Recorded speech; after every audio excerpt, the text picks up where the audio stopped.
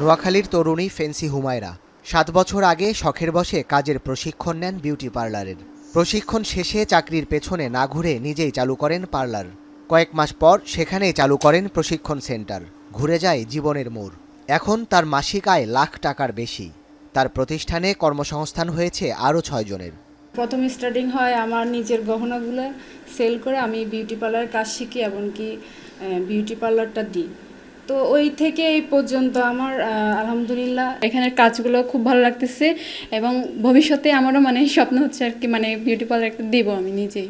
তার মতো জেলার আরও ২,০০০-এর বেশি নারী উদ্যোক্তা নিজেদের চেষ্টায় সফল হয়েছেন। যাদের কেউ সেলাই করেন, কেউ রং বেরঙের গহনা, কেউ আবার সরবরাহ করছেন মুখরোচক খাবার। 2010 সাল থেকেই হাতে বোনা বিভিন্ন কিছু নিয়ে কাজ করতেছি। এটা করতেছি আমি নিজেকে নিজে স্বাবলম্বী হিসেবে গড়ে তোলার জন্য। এই বিজনেসের মাধ্যমে আমি চাচ্ছি যে আমার পাশাপাশি আরও যাতে অনেক মেয়েদের কর্মসংস্থান হয়। নোয়াখালী সকল নারী উদ্যোক্তা সহ আমরা যেন সবাই একজোটে কাজ করে আমাদের নোয়াখালীতে যেন আমরা অর্থনৈতিক খাতে বিশাল একটা ভূমিকা রাখতে পারি, এই চেষ্টাই আমার আছে, এটাই আমার স্বপ্ন।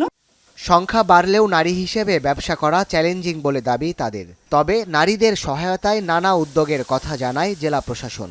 আমাদের যারা ক্ষুদ্র নারী উদ্যোক্তা রয়েছেন তারা যাতে তাদের যে প্রশিক্ষণ প্রয়োজন সেটা যাতে তারা ঠিকভাবে নিতে পারেন, এই জন্য কিন্তু আমরা যুব উন্নয়ন অধিদপ্তর, মহিলা বিষয়ক অধিদপ্তর, বেসিক এবং অন্য আরও প্ল্যাটফর্ম যেগুলো সুযোগ রয়েছে এনজিওগুলোর মাধ্যমে আমরা কিন্তু তাদেরকে প্রশিক্ষণের ব্যবস্থা করছি। কর্মক্ষেত্রে তাদের যে সকল সমস্যাগুলো তারা ফেস করে সেগুলো নিরসনে যদি আমরা কোনো ধরনের কোনো অভিযোগ পাই সেটা কিন্তু আমরা অবশ্যই দেখি এবং সেটাকে বিবেচনা নেওয়ার চেষ্টা করি।